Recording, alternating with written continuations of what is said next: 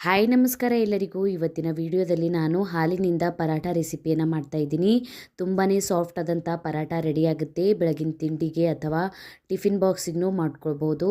ಪರಾಠ ಮಾಡೋದಕ್ಕೆ ನಾನು ಇಲ್ಲಿ ಅರ್ಧ ಲೀಟರ್ ಅಷ್ಟು ಹಾಲನ್ನು ಬಿಸಿ ಮಾಡ್ಕೊಂಡಿದ್ದೀನಿ. ಇದಕ್ಕೆ ಈಗ ನಾನು ಚಿಲ್ಲಿ ಫ್ಲೇಕ್ಸನ್ನು ಹಾಕ್ಕೊಂಡಿದ್ದೀನಿ, ಕರಿಮೆಣಸಿನ ಪೌಡ್ರು, ಕಸೂರಿ ಮೇಥಿ, ಜೀರಿಗೆ, ಹಸಿಮೆಣಸಿನ್ಕಾಯಿಯನ್ನು ಸಣ್ಣ ಕಟ್ ಮಾಡಿ ಹಾಕ್ಕೊಂಡಿದ್ದೀನಿ. ಕಟ್ ಮಾಡ್ಕೊಂಡಿರುವಂಥ ಕೊತ್ತಂಬರಿ ಸೊಪ್ಪನ್ನು ಹಾಕ್ಕೊಂಡಿದ್ದೀನಿ. ಈಗ ನಾವು ಇದನ್ನು ಸ್ವಲ್ಪ ವಿನೆಗರ್ ಅಥವಾ ಲಿಂಬೆಹಣ್ಣಿನ ರಸನ ಹಾಕಿಬಿಟ್ಟು ಈ ಥರ ಹಾಲನ್ನು ಒಡ್ಕೊಳ್ಬೇಕು. ಮಸಾಲ ಪನ್ನೀರ್ ರೆಡಿ ಆಗುತ್ತೆ. ಈಗ ಈ ಸ್ಟ್ರೈನರ್ನಲ್ಲಿ ನಾನು ತೆಕ್ಕೋತಾ ಇದ್ದೀನಿ. ತೆಕ್ಕೊಂಡ್ಬಿಟ್ಟು ಈಗ ಈ ಪನ್ನೀರ್ ಒಳಗೆ ಗೋಧಿ ಹಿಟ್ಟು, ಉಪ್ಪನ್ನು ಹಾಕಿಬಿಟ್ಟು ಸ್ವಲ್ಪ ನೀರನ್ನು ಹಾಕ್ಕೋತಾ ಹಿಟ್ಟನ್ನು ನಾದ್ಕೊಳ್ಬೇಕು.